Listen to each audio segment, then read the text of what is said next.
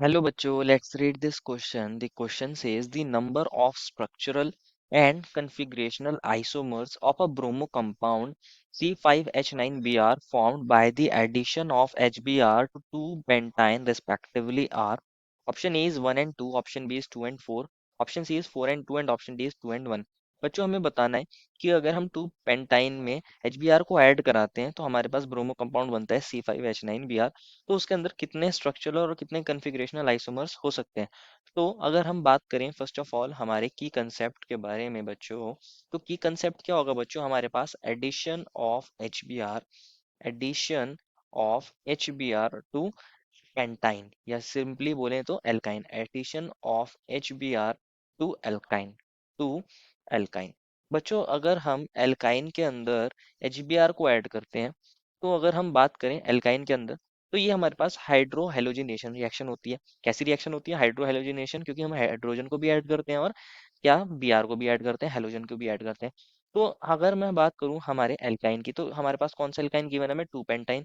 तो हमारे पास 1 2 3 4 5। क्वेश्चन ने बोला है बच्चों कि ये क्या है, 2 पेंटाइन है। तो अगर मैं इसकी नंबरिंग कर दूं 1, ये 2, ये 3, ये 4 और ये वाला 5, तो यहाँ 2 पोजीशन पर हमारे ट्रिपल बॉन्ड है। और बाकी वैलेंसी क्या है हमारे पास, यहाँ H3 होगा, यहाँ पर हमारे पास H2 होगा और यहाँ पर हमारे पास H3 होगा। ये हमारे पास कौन है बच्चों, ये हमारे पास 2 पेंटाइन है। दैट मीन्स यहाँ 2 पोजीशन पर हमारे पास ट्रिपल बॉन्ड है पेंटाइन के अंदर, 2 पेंटाइन। तो अगर हम बात करें, अगर हम इसकी रिएक्शन करा रहे हैं HBr के साथ, तो क्या बनेगा हमें बताना है। तो देखते हैं क्या बनेगा बच्चों, समझते हैं इसको। तो होता क्या है हमारे पास, समझ लेते हैं इसको दोबारा से। अगेन हम देखते हैं, ये CH3 था, ये C था, ये ट्रिपल बॉन्ड, ये C, देन CH2 और CH3। अगर हम HBr से इसकी रिएक्शन कराते हैं बच्चों, तो HBr क्या होता है, हमारे पास एसिड होता है, ये H प्लस देगा और Br नेगेटिव देगा। और जो हमारे पास ट्रिपल बॉन्ड होते हैं बच्चों, ये न्यूक्लियोफिलिक नेचर के होते हैं। तो ये क्या काम करते हैं, एज अ न्यूक्लियोफाइल ये वाला ट्रिपल बॉन्ड हमारे पास इस H प्लस पर अटैक करेगा। और क्या होगा बच्चों, हमारा H प्लस क्या हो जाएगा, ऐड हो जाएगा हमारे एक कार्बन पर। तो यहाँ पर बच्चों हमारे पास दो पॉसिबिलिटी है, हमारे पास यहाँ बच्चों दो पॉसिबिलिटी है। क्या है दो पॉसिबिलिटी है उसको समझते हैं। हो सकता है हमारे पास H, ये वाला जो कार्बन है 1 2 3 4 5, H हमारे सेकंड कार्बन पर ऐड हो जाए, तो हमने H को यहाँ ऐड कर दिया। तो हमारे पास पॉजिटिव चार्ज कहाँ जाएगा, इस थर्ड वाले कार्बन पर। और दूसरी पॉसिबिलिटी क्या हो सकती है हमारे पास, जो हमारा H है वो हमारे थर्ड वाले कार्बन पर ऐड हो जाए, थर्ड वाले कार्बन पर ऐड हो जाए, यहाँ पर ऐड हो जाए हमारा H। तो हमारे पास यहाँ सेकंड कार्बन पर पॉजिटिव चार्ज आ जाएगा और ये CH2 CH3। तो ये दो पॉसिबिलिटी यहाँ हो सकती हैं। क्या क्या हो सकती है कि एक बार तो 2 पोजीशन पे पॉजिटिव चार्ज आ सकता है, एक बार थर्ड पोजीशन पर आ सकता है। अब जब 2 पोजीशन पे पॉजिटिव चार्ज आएगा और हम Br नेगेटिव से इसकी रिएक्शन कराएंगे, हमारे पास Br नेगेटिव तो होगा। वो Br नेगेटिव क्या काम करेगा, एज अ न्यूक्लियोफाइल काम करेगा और इस पॉजिटिव चार्ज पर अटैक करेगा। तो हमारे पास यहाँ क्या प्रोडक्ट बन जाएगा, CH3 CH double bond C, और यहाँ Br आ गया है और यहाँ CH2 CH3। एक तो प्रोडक्ट बन सकता है ये। और दूसरी पॉसिबिलिटी क्या हो सकती है बच्चों, हमारे पास ये वाला जो पॉजिटिव चार्ज था, जब हमारे पास 2 पोजीशन पॉजिटिव चार्ज आया था, Br नेगेटिव इस वाले के अंदर यहाँ अटैक करता और ये वाला प्रोडक्ट बना देता, CH3C, और यहाँ पर Br, और यहाँ double bond CH CH2 CH3। तो ये दोनों प्रोडक्ट यहाँ बन सकते हैं, दोनों प्रोडक्ट यहाँ बन सकते हैं। एक का नेम लिखना चाहेंगे अगर हम, तो नेम लिख सकते हैं बच्चों, ये 1 है, ये 2 है, ये 3 है, 4 5। तो इसका नेम क्या बन जाएगा बच्चों, थर्ड पोजीशन पर ब्रोमीन है तो 3 ब्रोमो पेंटूइन क्या बन जाएगा, पेंट 2 इन। और इसका नेम क्या बन जाएगा, ये 1 ये 2 ये 3 4 5। तो इसका नाम बन जाएगा बच्चों 2 ब्रोमो पेंट 2 इन। तो ये हमारे दो प्रोडक्ट्स यहाँ बन जाएंगे। अगर आप इसका फॉर्मूला लिखना चाहोगे बच्चों, तो इसका फॉर्मूला कितना होगा, हमारे पास यहाँ कार्बन कितने हैं, 5 है, C5। और हाइड्रोजन कितने हैं हमारे पास, 4 5 6 7 8 9 है और एक Br है। और इसका फॉर्मूला दूसरे वाले का, इसका भी कितना होगा, 5 हमारे कार्बन है, हाइड्रोजन 9 है और Br एक है। तो दोनों का फॉर्मूला सेम है। बच्चों अब बात करते हैं कितने स्ट्रक्चरल और कितने हमारे पास कन्फिग्रेशनल आइसोमर्स बन सकते हैं। तो अगर हम बात करें हमारे स्ट्रक्चरल आइसोमर्स की, स्ट्रक्चरल आइसोमर्स के अंदर क्या होता है, हमारे पास मॉलिक्यूलर फार्मूला सेम होता है।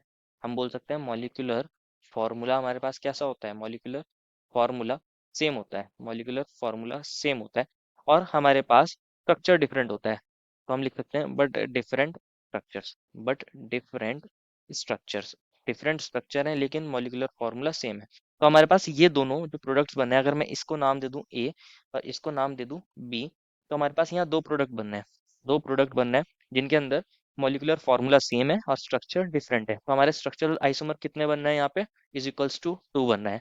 और अगर हम कन्फिग्रेशनल आइसोमर्स की बात करें, कन्फिग्रेशनल आइसोमर्स की बात करें, तो बच्चों कन्फिग्रेशनल आइसोमर हमारे पास क्या होते हैं, एक काइंड के स्टीरियो आइसोमर्स होते हैं। स्टीरियो आइसोमर्स के ही टाइप होते हैं कन्फिग्रेशनल आइसोमर, और दूसरे होते हैं कन्फर्मेशन। कन्फिग्रेशनल आइसोमर्स के अंदर अगर हम बात करें, हमारे पास एनेंटियोमर या डायस्टीरियोमर होते हैं, क्योंकि यहाँ एल्कीन बन रहा है हमारे पास। एल्कीन के अंदर बच्चों हमारे पास दो पॉसिबिलिटीज होती हैं, एक तो बनता है सिस और दूसरा बनता है ट्रांस।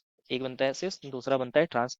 तो अगर हम यहाँ देखेंगे तो हमारे ये दो प्रोडक्ट बन रहे थे। ए प्रोडक्ट क्या बन रहा था हमारे पास, अगर मैं ए प्रोडक्ट को लिखना चाहूँ, CH3, और यहाँ पे डबल बॉन्ड था, यहाँ सी था, और एक था यहाँ CH2, और यहाँ CH3, ऐसे ही था बच्चों। तो हो सकता है इसके अंदर अगर हम ए की बात कर रहे हैं, ए की बात कर रहे हैं, तो ये हाइड्रोजन और ये ब्रोमीन, अगर हम बात करें, हाइड्रोजन और ब्रोमीन एक दूसरे की यहाँ सिस हो सकते हैं।